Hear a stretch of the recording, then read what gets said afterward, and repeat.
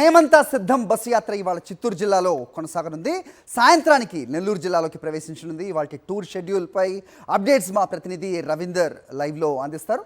సిద్ధంగా ఉన్నారు. అలాగే సీఎం వైఎస్ జగన్ బస్సు యాత్రకు అపూర్వ స్పందన, యాత్ర ఎలా సాగుతుందో ఆ డీటెయిల్స్ మా ప్రతినిధి విజయమూర్తి కూడా లైవ్లో అందించడానికి సిద్ధంగా ఉన్నారు. ఇక చంద్రబాబు కుట్రలను, ఎల్లో గ్యాంగ్ సృష్టించిన అడ్డంకులను అధిగమించి అవాతాతలకు పింఛన్ల పంపిణీ అయితే కంటిన్యూ అవుతోంది. ఆ డీటెయిల్స్ మా ప్రతినిధి విజయవాడ నుంచి అశోక్ సిద్ధంగా ఉన్నారు. అలాగే ఇక సంగారెడ్డి జిల్లా కెమికల్ ఫ్యాక్టరీలో రియాక్టర్ పేలుడు కారణాలేంటి, ప్రమాదం అనంతరం కార్మికుల పరిస్థితిపై అప్డేట్స్ని మా ప్రతినిధి దిలీప్ని అడిగి తెలుసుకుందాం. ఇక ముందుగా రవీందర్ దగ్గరికి వెళ్దాం. ఎయిర్పేట్ దగ్గర నుంచి లైవ్లో అందించడానికి సిద్ధంగా ఉన్నారు. రవీందర్ చెప్పండి. సో నిన్న చూసాం అపూర్వ స్పందన, అదే స్పందన కంటిన్యూ అవుతూ వస్తోంది. బస్సు యాత్ర ప్రారంభం అయినప్పటి నుంచి కూడా ప్రస్తుతం ఈరోజు ఎంతసేపట్లో యాత్ర మొదలవబోతోంది, ఏంటి మీ దగ్గర ఉన్న అప్డేట్స్?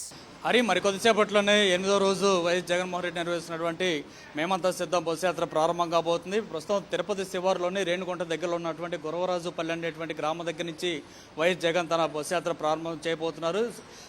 ఏదైతే మొత్తం శ్రీకాళహస్తి నియోజకవర్గంతో పాటు అనంతరం సూలూరుపేట నియోజకవర్గంలోని నాయుడుపేటలో బహిరంగ సభ జరుగుతుంది. అనంతరం నెల్లూరు జిల్లాలోకి ప్రవేశించబోతున్నారు. మొత్తంగా ఈ రోజు వరకు చూస్తే, సాయంత్రం వరకు అంటే మొత్తం గడిచిన 8 రోజులుగా కనుక చూస్తే మొత్తం రాయలసీమ జిల్లాలో బస్సు యాత్ర పూర్తయినట్టు చెప్పుకోవచ్చు. రాయలసీమ జిల్లాలో ఇప్పటివరకు మొత్తం 5 బహిరంగ సభలు, ఈరోజు సాయంత్రం నాయుడుపేటలో జరగబోతున్నటువంటి సభతో కలిపితే మొత్తం 6 బహిరంగ సభల్లో వైఎస్ జగన్ పాల్గొన్నారు. దాదాపు 30 వరకు అసెంబ్లీ నియోజకవర్గాల్లో రోడ్ షోలను నిర్వహించిన పరిస్థితి. మొదట్లో జిల్లాను ఒక యూనిట్గా తీసుకొని ఒక నియోజకవర్గంలో రోడ్ షో, ఇంకొక నియోజకవర్గంలో బహిరంగ సభ పెట్టాలని మొదట్లో భావించినప్పుడు కూడా పెద్ద ఎత్తున కార్యకర్తలు తరలి వస్తున్నారు. ముఖ్యంగా మహిళలు, వృద్ధులు సైతం వైఎస్ జగన్ చూసేందుకు స్వయంగా తరలి వస్తున్నారు.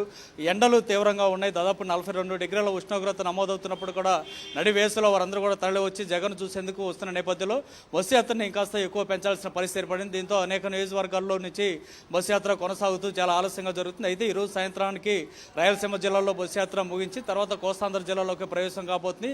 గూడూరు నియోజకవర్గంలోకి తొలుత స్టార్ట్ అవుతుంది. తర్వాత నెల్లూరు అసెంబ్లీ నియోజకవర్గంలోకి బస్సు యాత్ర ప్రారంభం కాబోతున్న పరిస్థితి కనిపిస్తుంది. రేపటి నుంచి పూర్తి స్థాయిలో కోస్తాంధ్ర జిల్లాలో బస్సు యాత్ర అయితే ఉండబోతుంది. మొత్తంగా ఇప్పటివరకు మనం చూస్తే కనుక అత్యధికంగా వాస్తవానికి ముఖ్యమంత్రి స్థాయి అధికారి, ముఖ్యమంత్రి స్థాయి పాలకుడు నేరుగా జనంలోకి వస్తున్న సమయంలో చాలామంది తమ సమస్యలు చెప్పుకోవడానికి వస్తారు. తమ నియోజకవర్గంలోనో గ్రామాల్లోనో ఉన్నటువంటి సమస్యలు చెప్పుకోవడానికి వస్తారు. కానీ ఇక్కడ చాలా విచిత్రంగా కనిపిస్తుంటుంది. ఎందుకంటే అందరూ పెద్ద ఎత్తున సంక్షేమ పథకాల ద్వారా లబ్ధి పొందిన నేపథ్యంలో వారందరూ కూడా జగన్కు కృతజ్ఞతలు తెలియజేయడానికి వస్తున్నారు. ఎక్కువ మంది మీ పథకాలన్నీ కూడా మాకు అందుతూ ఉన్నాయి, మీ ద్వారా మాకు ఈ విధమైన ఉపాధి కలిగింది, మా పిల్లలు చదువుకుంటున్నారు, ఇంగ్లీష్ మీడియంలో చదువుకుంటున్నారు అనేటువంటి దాంతోపాటు చిరు వ్యాపారులు సొంతంగా వ్యాపారాలు చేసుకుంటున్నామని, మహిళలు అయితే ఆర్థికంగా స్వావలంబన లభించిందంటూ వారంతా కూడా చెప్తున్న పరిస్థితి కనిపిస్తుంది. ముఖ్యంగా వృద్ధులైతే పెరిగిన పెన్షన్లకు సంబంధించి కూడా వారంతా జగన్ దృష్టి తీసుకొస్తున్న వైనాన్ని కూడా మనం చూడొచ్చు. ముఖ్యంగా ఎక్కువగా వీరంతా కూడా జగన్కు కృతజ్ఞతలు తెలియజేయడానికి, ఆయనతో కరచాలనం చేయడానికి వస్తున్న పరిస్థితి ఎక్కువగా కనిపిస్తుంది. All right Ravinder. విజయమూర్తి దగ్గరికి వెళ్దాం. గురవరాజుపల్లి నుంచి లైవ్లో సిద్ధంగా ఉన్నారు విజయమూర్తి చెప్పండి. సో బస్సు యాత్ర ఆలస్యంగా ఎందుకు సాగుతుందో రవీందర్ చెప్తూనే ఉన్నారు. సో అశేష జనవాహిని, ఎండల్ని సైతం లెక్క చేయకుండా వస్తున్న పరిస్థితులు అయితే కనిపిస్తున్నాయి. ఈరోజు రూట్ మ్యాప్ పరిస్థితి ఏంటి? నాయుడుపేటలో ఇవాళ బహిరంగ సభని చెప్తున్నారు. చిత్తూరు నుంచి నెల్లూరు జిల్లాలోకి ప్రవేశించబోతోంది. ఏ రకమైన మూడ్ కనిపిస్తుంది అక్కడ? ఏంటి మీ దగ్గర ఇన్పుట్స్? హరి, ఉమ్మడి చిత్తూరు జిల్లాలో ఆంధ్రప్రదేశ్ రాష్ట్ర ముఖ్యమంత్రి చేపట్టినటువంటి యొక్క మేమంతా సిద్ధం బస్సు యాత్ర 8వ రోజు తిరుపతి పార్లమెంట్ సెగ్మెంట్లో జరగబోతూ ఉంది. ప్రస్తుతం రేణిగుంట మండలం, శ్రీకాళహస్తి నియోజకవర్గ పరిధిలో ఉన్నటువంటి రేణిగుంట మండలం గురవరాజుపల్లిలో మరికొద్దిసేపట్లో ఆంధ్రప్రదేశ్ రాష్ట్ర ముఖ్యమంత్రి సంక్షేమ పథకాల రథసారథి మరికొద్దిసేపట్లో ఈ యొక్క మేమంతా సిద్ధం బస్సు యాత్ర ఈ యొక్క శ్రీకాళహస్తి నియోజకవర్గం మీదుగా సాగబోతోంది. ఏర్పేడు మండలం అటువైపు శ్రీకాళహస్తి మండలంలోకి వెళ్తారు. ఆ తర్వాత చిన్న సింగమాలలో ఆటో డ్రైవర్లతో, ఏదైతే ఆంధ్రప్రదేశ్ రాష్ట్ర ముఖ్యమంత్రి ప్రత్యేకంగా మనం చెప్పుకోవచ్చు ఆటో డ్రైవర్లకు ప్రత్యేక ప్రాధాన్యత ఇస్తూ ఉన్నారు. ఈ క్రమంలోనే సింగనమల నియోజకవర్గం నుంచి ఒక ట్రిప్పర్ డ్రైవర్గా పనిచేసినటువంటి ఒక వీరాంజనేయులకు, దళితులైనటువంటి వీరాంజనేయులకు ఈసారి అసెంబ్లీ ఎన్నికల్లో పోటీ చేసేటువంటి అవకాశం కల్పించారు. పోటీ చేసేందుకు చిన్న పెద్ద తేడా లేదు, ప్రతి ఒక్కరికి కూడా అవకాశాలు కల్పిస్తున్నటువంటి ఏకైక ముఖ్యమంత్రి వైఎస్ జగన్మోహన్ రెడ్డి. ఈరోజు ఆంధ్రప్రదేశ్ రాష్ట్రంలో ప్రతి ఒక్కరు కూడా అడుగడుగునా కూడా క్షేత్రస్థాయిలో బస్సు యాత్ర చేపడుతున్న ప్రతి రూట్ మ్యాప్లో కూడా బ్రహ్మరథం పడుతున్నటువంటి పరిస్థితి కనిపిస్తోంది. ఈ క్రమంలోనే ఈరోజు వాహన మిత్ర ద్వారా ఆంధ్రప్రదేశ్ రాష్ట్రంలో 306 కోట్ల రూపాయలు 2,76,000 మంది ఆటో డ్రైవర్లకు 10,000 రూపాయలు చెప్పిన సీఎం జగన్మోహన్ రెడ్డి అందించారు. ఈ నేపథ్యంలోనే ఆటో డ్రైవర్లతో చిన్న సింగమాలలో ముఖాముఖి కార్యక్రమంలో ముచ్చటించబోతున్నటువంటి పరిస్థితి కనిపిస్తోంది. ప్రత్యేకించి విపక్ష నేత చంద్రబాబు నాయుడు డ్రైవర్ల పట్ల చిన్న చూపు మాట్లాడినటువంటి ఘటనతో ఒక్కసారిగా ఆంధ్రప్రదేశ్ రాష్ట్రంలో ఉన్నటువంటి క్యాబ్ డ్రైవర్లు కావచ్చు, ఆటో డ్రైవర్లు కావచ్చు, లారీ డ్రైవర్లు కావచ్చు, ఈరోజు వాళ్ళ మనోభావాలు దెబ్బతీశారు. ఈ నేపథ్యంలోనే ఆటో డ్రైవర్లతో ఈరోజు రాష్ట్ర ముఖ్యమంత్రి వైఎస్ జగన్మోహన్ రెడ్డి ఈ యొక్క మేమంతా సిద్ధం బస్సు యాత్రలో వారితో ముఖాముఖి చిన్న సింగమాల్లో కలబోతున్నారు. రైట్. సో అది మొత్తానికి నాయుడుపేటలో వాళ్ళ బహిరంగ సభ ఉండబోతోంది. అలాగే యాత్రలో లారీ అలాగే ఆటో డ్రైవర్లతో ఆయన ముచ్చటించబోతున్నారు. వాళ్ళ సమస్యలు ఏమన్నా ఉన్నాయా, అలాగే ప్రతిపక్షాలు చేస్తున్న నీచపు విమర్శలను కూడా వాళ్ళ దృష్టికి తీసుకెళ్లే ప్రయత్నం కూడా చేస్తారు. ఇక చంద్రబాబు కుట్రలను ఎల్లో గ్యాంగ్ సృష్టించిన అడ్డంకులను అధిగమించి అవ్వాతాతలకు పెన్షన్ల పంపిణీ జరుగుతోంది. దీనిపైనే డీటెయిల్స్ మా ప్రతినిధి అశోక్ విజయవాడ నుంచి లైవ్లో రిపోర్ట్ అందించడానికి సిద్ధంగా ఉన్నారు. అశోక్, చెప్పండి. ముందుగా ఈ వాలంటీర్లని టెర్రరిస్టులు అన్నారు, ఆ తర్వాత రెడ్ లైట్ ఏరియాకి అమ్మేసే ఒక నీచపు మాటల్ని మాట్లాడిన పరిస్థితి మనం చూసాం. అలాగే అధికారంలోకి వస్తే వీళ్ళని తరిమి కొడతామన్న నాయకుల్ని మనం చూసాం. ప్రస్తుతం వాలంటీర్లపై అయితే వాళ్ళని దూరంగా ఉంచడం అయితే వాళ్ళు సక్సెస్ అయ్యారు. కానీ ఈరోజు పెన్షన్కి సృష్టించిన అడ్డంకుల్ని ప్రభుత్వం అధిగమించింది. ప్రస్తుతం పెన్షన్లు టెన్షన్గా వెళ్తూ ఉన్నాయని చెప్తున్నారు. సో మొత్తానికి ఇబ్బందులకి అయితే గురి చేశారు. ఏ రకమైన భావన వాళ్ళలో కనిపిస్తోంది, ఏంటి మీ దగ్గర ఇన్పుట్స్?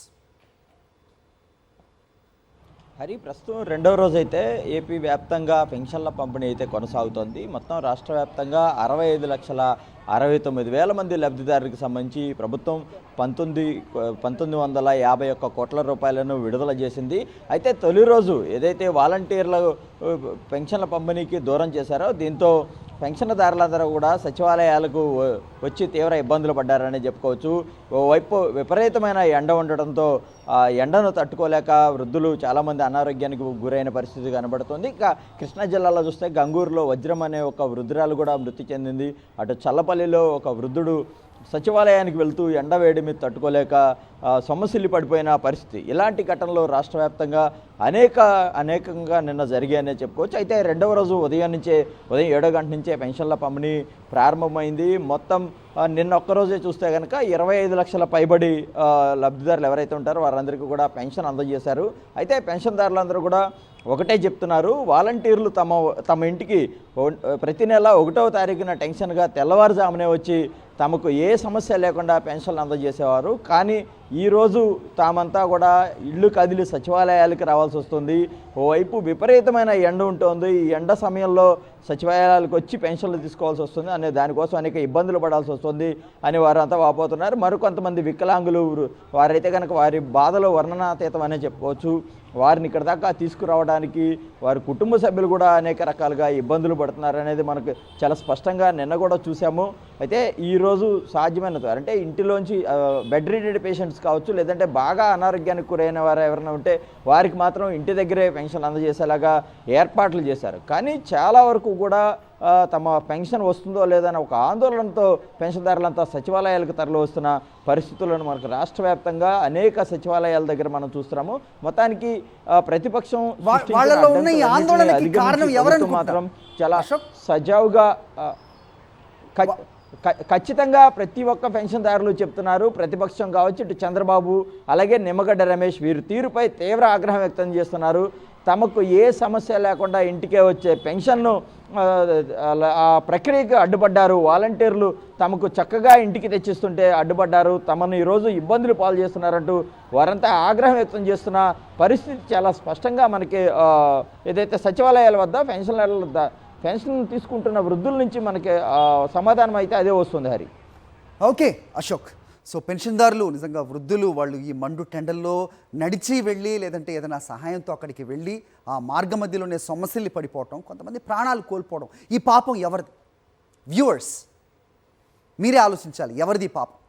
రైట్, ఇక తెలంగాణ స్టేట్ అప్డేట్స్ కొద్దాం. సంగారెడ్డి జిల్లా కెమికల్ ఫ్యాక్టరీలో రియాక్టర్ పేలుడుకి కారణాలేంటి, ఈ ప్రమాదం అనంతరం కార్మికుల పరిస్థితి ఏంటి, దీనిపై అప్డేట్స్ మా కరెస్పాండెంట్ దిలీప్ అందిస్తారు. సంగారెడ్డి నుంచి దిలీప్ చెప్పండి. సో సమ్మర్, సో ముఖ్యంగా వేసవి కాలంలో ఫ్యాక్టరీల్లో ఏమైనా పేలుడు పదార్థాలు ఉంటే వాటిని చాలా సేఫ్గా ఉంచాల్సిన పరిస్థితి, కానీ ఇలాంటి ప్రమాదాలు మనం తరచూ వింటూ ఉంటాం, దురదృష్టకరం. సో ఈ ప్రమాదానికి కారణాలేంటి? ముగ్గురు పరిస్థితి విషమంగా ఉందనేది కూడా తెలుస్తోంది. ఏంటి మీ దగ్గర ఇన్పుట్స్? సరి చూసుకోవచ్చు. నిన్న సాయంత్రం సంగారెడ్డి జిల్లా అత్నూర మండలం చందాపూర్ గ్రామంలో ఉన్నటువంటి ఎస్బీ ఆర్గానిక్ కెమికల్స్లో నిన్న సాయంత్రం రియాక్టర్ పేలుడు ఘటన చేసుకుంది. ఈ ఘటనలో అక్కడికక్కడే 5 కార్మికులు చనిపోయినట్టుగా తెలుస్తుంది. సో మరో 2 ఆసుపత్రికి తరలిస్తుండగా మరో 2 చనిపోయారు. సో ఇవాళ ఉదయం మరో డెడ్ బాడీ ఇదే ప్రాంతంలో దొరికిందని చెప్పుకోవచ్చు. ప్రస్తుతం మనం ఏదైతే నిన్న సాయంత్రం పేలుడు ఘటన జరిగిందో సో ఈ ప్రాంతంలో ఉన్నాం. సో రియాక్టర్ పేలుడు ఘటన తీవ్రత ఏ రకంగా ఉందో చూసుకోవచ్చు. సో ఇక్కడ మొత్తం కూడా ఎస్బీ ఆర్గానిక్ సంబంధించి మొత్తం 3 యూనిట్లు ఉన్నాయి. సో ఈరోజు మొదటి యూనిట్లో ఈ యొక్క ప్రమాదం చోటు చేసుకుంది. సో 2, 3 యూనిట్లలో ఎలాంటి ప్రమాదం జరగలేదు. కానీ ప్రమాద తీవ్రత కనుక చూసుకుంటే ఎంత ఘోరంగా ఈ యొక్క ప్రమాదం జరిగిందో తెలుసుకోవచ్చు. ముఖ్యంగా ఈ వేసవి కాలంలో తరచుగా మనం వింటూ ఉన్నాం, గత కొన్ని రోజులుగా వింటూ ఉన్నాం, కొన్ని నెలలుగా వింటున్నాం. ఎక్కడ కూడా ఇక్కడ పాశమైలారం కానివ్వండి, అలాగే జిన్నారంలో కానివ్వండి, తర్వాత ఇక్కడ ప్రస్తుతం మనం ఉన్నటువంటి ప్రాంతంలో కానివ్వండి, చాలా చోట్ల కూడా అన్నీ కూడా కెమికల్ ఫ్యాక్టరీస్ ఉన్నాయి. ప్రధానంగా ఈ యొక్క పేలుళ్లకు సంబంధించి కనుక చూసుకుంటే రియాక్టర్లతోని పేలుడు ఘటన చోటు చేసుకుంది. కానీ రియాక్టర్లు పేలుతున్నా కానీ ఎక్కడ కూడా కంపెనీస్ ఎలాంటి చర్యలు కూడా తీసుకోలేనటువంటి పరిస్థితి కనిపిస్తుంది. ముఖ్యంగా రియాక్టర్లు పేలుడుకు కనుక కారణాలు కనుక మనం చూసుకుంటే రియాక్టర్లు ఏవైతే కెమికల్స్ ఉంటుందో సో ఆ రియాక్టర్లో స్టీమ్ చేసే పరిస్థితి ఉంటుంది. దానికి కొన్ని ఉష్ణోగ్రతల్లో దాన్ని బాగా స్టీమ్ చేస్తారు.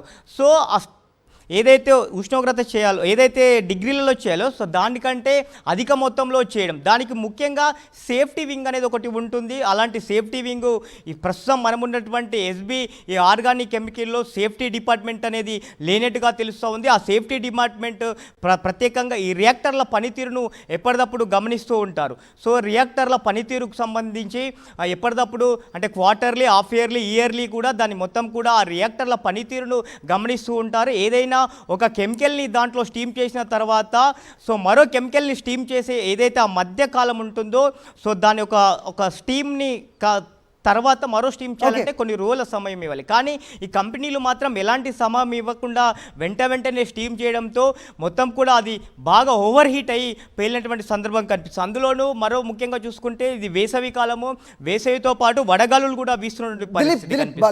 సో టెంపరేచర్ని అదుపు చేయడంలో పూర్తిగా ఈ యొక్క కంపెనీలు విఫలమవుతున్న పరిస్థితి కనిపిస్తుంది. సో ఈ నేపథ్యంలోనే రియాక్టర్లు పేలుతున్న ఘటనలు కనిపిస్తున్నాయి. సో ఎక్కడ కూడా ఫైర్ సేఫ్టీ లాంటివి వాడినటువంటి పరిస్థితి కనిపిస్తుంది. ముఖ్యంగా ఘటనకు రియాక్టర్ పేలుడుతో చాలా పెద్ద ఎత్తున అయితే ఇక్కడ ఆస్తి నష్టంతో పాటు ప్రాణ నష్టం కూడా జరిగినటువంటి పరిస్థితి కనిపిస్తుంది. కంపెనీలో పని చేయాలంటేనే భయపడుతున్నటువంటి ఎంప్లాయీస్ భయపడుతున్నటువంటి పరిస్థితి కనిపిస్తుంది. రైట్. సో మేనేజ్మెంట్ దీనిపై ఎలాంటి సమాధానం ఇస్తుందో చూడాలి. మేనేజ్మెంట్కి సంబంధించి కూడా ఒక వ్యక్తి మరణించాడని కూడా మనం అప్డేట్ ఇంతకుముందే చూసాం. గాయపడ్డ వారి పరిస్థితి విషంగంగా ఉంది అనేది అయితే తెలుస్తుంది. Thank you Dilip, thank you Vijayamurthy and మిగతా రిపోర్టర్స్ కూడా ధన్యవాదాలు.